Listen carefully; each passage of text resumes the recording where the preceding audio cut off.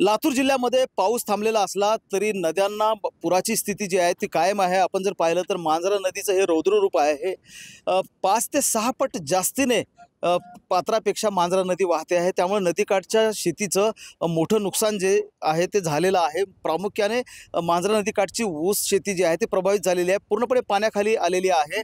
रत्नागिरी नागपूर राष्ट्रीय महामार्गावर असलेलं हे जे भातखेड गाव आहे लातूर जवळचं, त्या गावाजवळची ही मांजरा नदीची स्थिती आहे। पूर्णपणे महापूर ज्याला म्हणावं अशा प्रकारची स्थिती या मांजरा नदीची आहे। मांजरा नदीवरचा जो भातखेड गावाजवळचा तो पूर्णपणे पाण्याखाली गेलेला आहे। गेल्या 24 तासांपासून ही स्थिती आहे आणि या भातखेड गावामधली अनेक घरं जी आहेत त्या घरांमध्ये देखील पाणी घुसलेलं आहे आणि हे जवळपास 2 ते 3 वस्त्या ज्या आहेत ते पूर्णपणे आता पाण्याखाली असलेलं आपल्याला पाहायला मिळतं आहे।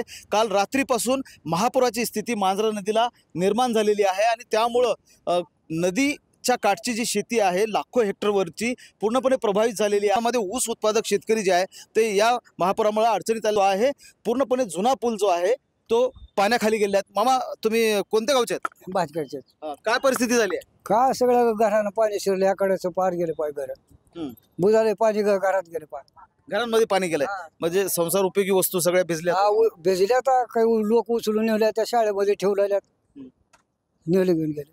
पाऊस थांबलेला असला तरी पुराची स्थिती कायम आहे आणि त्यामुळं जनजीवन जे आहे ते विस्कळीत होताना आपल्याला पाहायला मिळत आहे। महेंद्र जोंधळे, TV9 मराठी, लातूर।